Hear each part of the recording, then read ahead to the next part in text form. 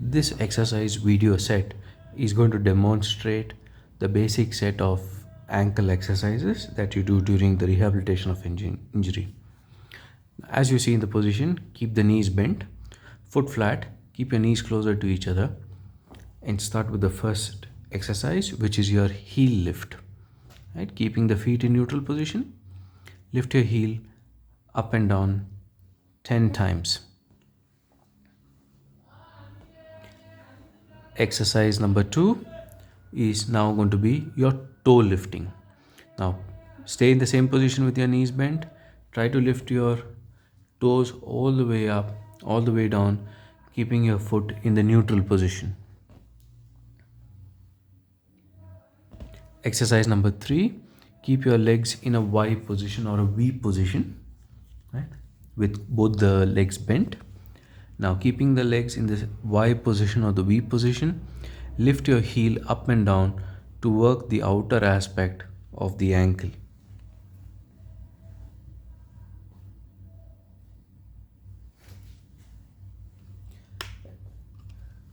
Similarly, in the same position, this time lift your toe up.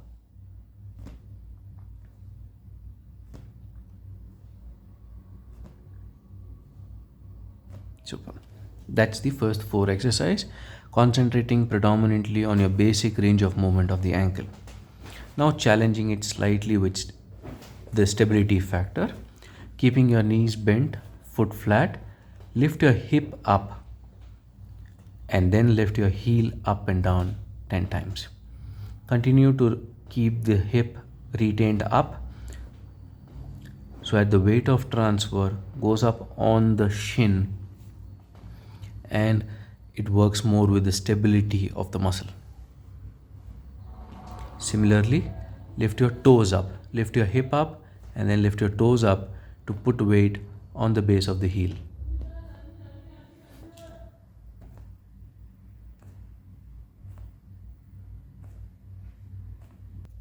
Okay. Now in continuation, we use something called as the resistance band or the resistance loop. As you notice, it's a short length of a resistance tube with graded resistance, with each one being color coded. On the first exercise, you place the loop on the part of the forefoot. Somebody holds it or hooks it across towards the other end of the loop so that you have enough amount of resistance. Now slowly ask the individual to pull the toes towards himself and release. Pull, release. Pull, release. Repeat the exercises 10 times. Similarly, change the angle of the pull and now pull the ankle towards the inner side, causing mild amount of inversion and working upon a different set of muscle group. Repeat the exercise 10 times. Similarly, move the resistance band to the other end and now go into plantar flexion or move the toes away from you. This causes enough amount of strain on the bottom aspect. Repeat the exercise 10 times.